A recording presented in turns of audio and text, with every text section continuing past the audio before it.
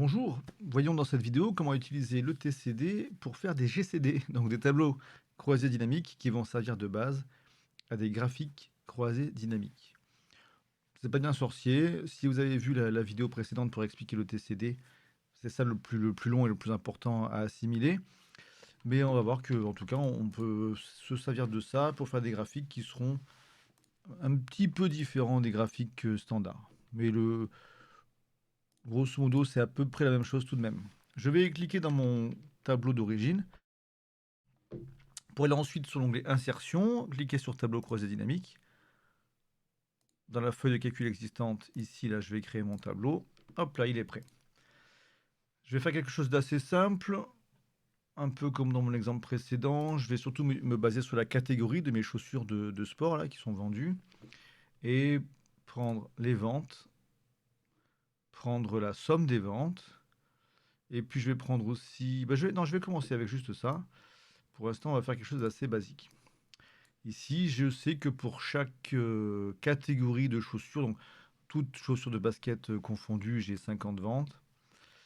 Euh, pour la marche, j'en ai 12, etc. Je reviens dans Insertion. On voit qu'on a ici graphique recommandé. Et là, graphique croisé dynamique. Je clique ici. On me propose à peu près les mêmes choses que d'habitude. Sauf que certaines catégories ne sont pas disponibles avec un message qui nous dit vous ne pouvez pas créer ce type de graphique avec les données d'un tableau croisé dynamique. C'est pas très grave, il y en a quand même des très importants qui sont disponibles.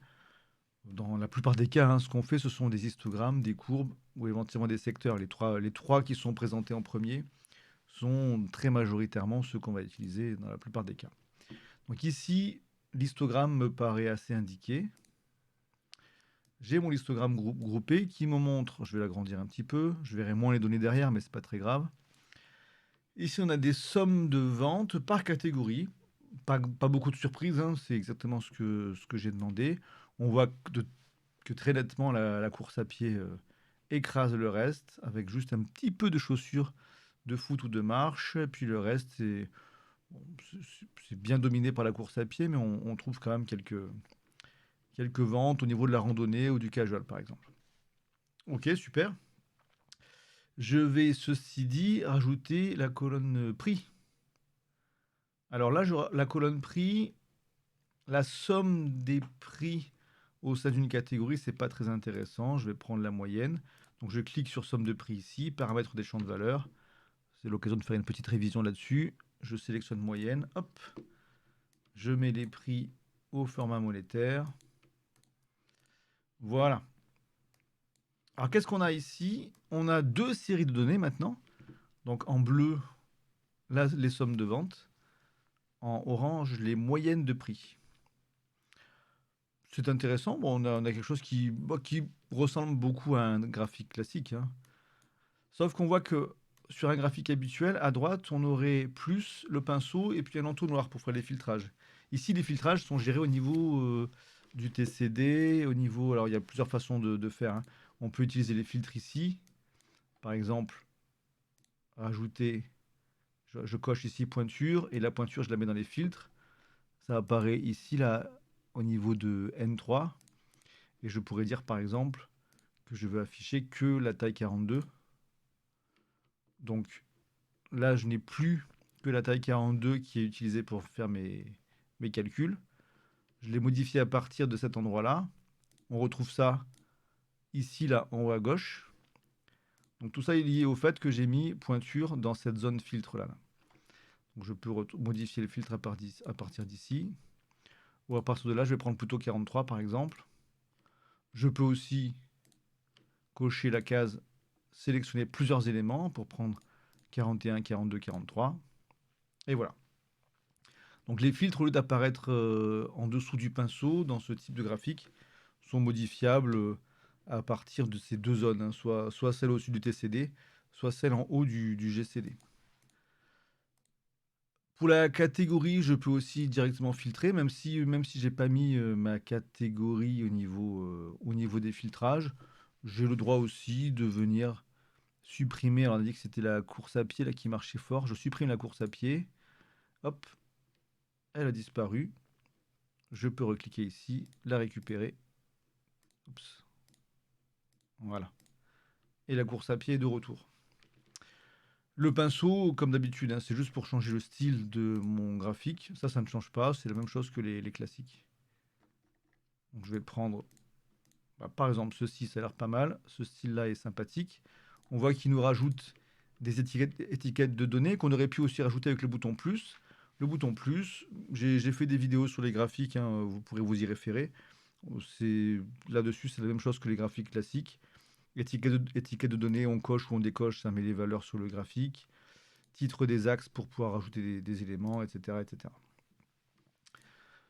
Voilà pour notre graphique qui, on l'a vu, se met à jour automatiquement au fur et à mesure qu'on modifie nos cases cochées, etc. hein. Là, ici, j'ai pris la moyenne des prix. Donc 65 euros, 110 euros, etc. Si je prenais le maximum des prix, hop, on voit que les données ont un peu changé. C'est habituel hein, pour Excel d'avoir des graphiques qui se mettent à jour par rapport aux données d'origine. Mais voilà, je veux juste montrer qu'en tout cas, au niveau du TCD et du GCD qui va avec, le principe reste le même. Alors comme toujours, si on veut faire quelque chose de plus fixe, une fois qu'on a les informations qui nous correspondent, qui nous conviennent, et qu'on veut faire éventuellement plusieurs graphiques, je peux tout à fait ici faire copier, et dans une nouvelle feuille, coller ici, dans les options de collage, on trouve le collage par image. Donc là, ça va juste coller une image qui ne sera pas modifiable. Donc maintenant, vous voyez, on va repérer là, hein, j'ai bien la course à pied qui apparaît dans le tableau que je viens de coller sous forme d'image. Si je reviens ici dans mon tableau d'origine et que dans la catégorie, je décoche course à pied, la course à pied disparaît. Je vais passer du maximum de prix au minimum du prix. Voilà. Donc mon tableau est différent sur deux aspects. Je refais un copier. Je reviens ici. Ben, on voit que hop, je recolle une image. Dans le nouveau que j'ai, je n'ai pas la course à pied qui apparaît bien à gauche pourtant. Et les prix, on est passé du maximum au minimum, donc ils sont un peu différents à chaque fois, quoi. Ça, c'est pas une spécificité au GCD, mais c'est pour remontrer un aspect qui est quand même bien pratique de l'utilisation des graphiques, hein. N'oubliez pas le collage spécial qui permet de coller sous forme d'image. Pas grand-chose de plus à dire là-dessus. Il y aura, quand j'aborderai des notions plus complexes liées au TCD avec des histoires de segments, etc., on pourra revenir aussi sur les utilisations plus avancées du graphique.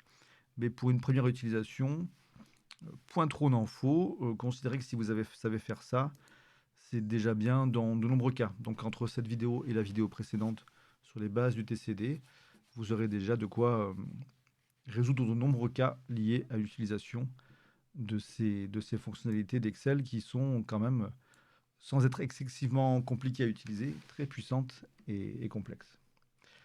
Écoutez, je vous souhaite un bon apprentissage, une bonne suite dans vos entraînements, puisque comme toujours, c'est en s'entraînant qu'on intègre tout ça.